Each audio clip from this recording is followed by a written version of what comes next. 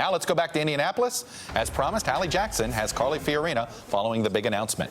Hallie. And on the other hand, you have Ted Cruz and Carly Fiorina, who are going to fight the system and who know what this fight is about. And we're going to go to Cleveland and we're going to win the nomination.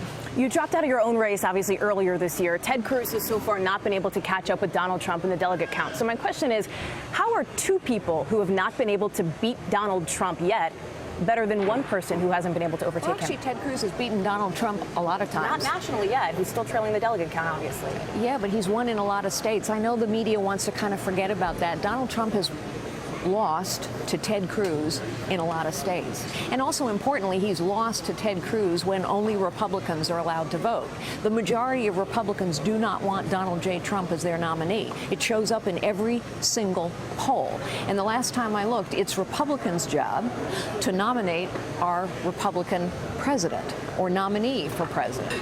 So Donald Trump has lost. Yes, he's racking up delegates, so is Ted Cruz. I actually think the person you should be asking this question to is John Kasich.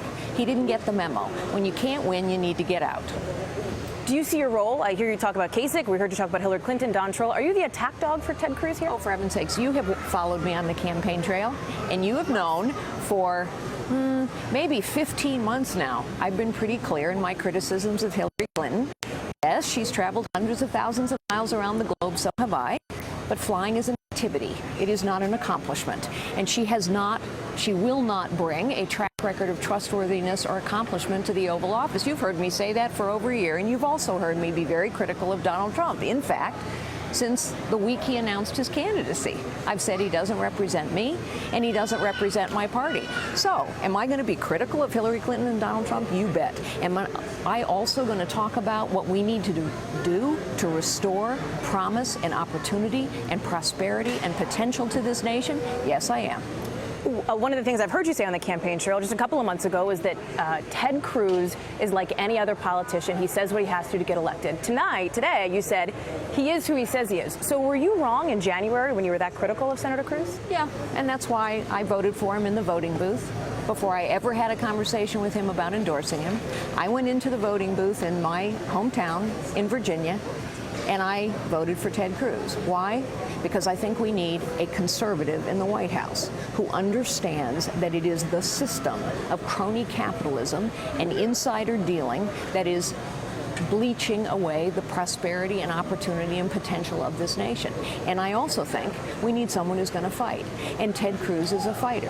And I have come to know this man. He is who he says he is. He will do what he says. And I'm proud to stand by him and have this fight. Three more very quick ones for you before they pull me off this stage. First one, is Indiana a must-win for you and the senator? Indiana is very important, and I think we're going to do really well. Donald Trump criticized Hillary Clinton, saying that she is in this, essentially she's playing the gender card. Do you agree with him? You know, I think Donald Trump clearly has a problem with women, clearly. I mean, the week we had a terrorist attack in Brussels, he attacked Heidi Cruz. So I think Hillary Clinton sometimes says to people, vote for me because I'm a woman. I would never say to somebody, vote for me because I'm a woman. I would say, vote for me, vote for Ted because you think we're qualified and principled. I'm offended, frankly, when Democrats talk about women's issues because we're the majority of the nation. And every issue that faces this nation is a woman's issue. You know, your singing moment went viral a little bit. Got a lot of buzz on Twitter. Well, that's interesting. It has four verses, that song. I only made people listen to one. Thank you so much. You're welcome. Appreciate it. Thank you. There you heard it there. Hallie Jackson, Carly Fiorina doing a round robin of interviews, but we thought we'd do something that others hadn't done yet, which is give it to you, as much of we can of it, live there. Probably the most intriguing comment is her response to Hallie's question about the criticism Donald Trump made of Hillary Clinton, that she wouldn't be doing what she was doing as well if she were a man, essentially, was the criticism. And Carly Fiorina made it clear she thinks Donald Trump has a problem dealing with women.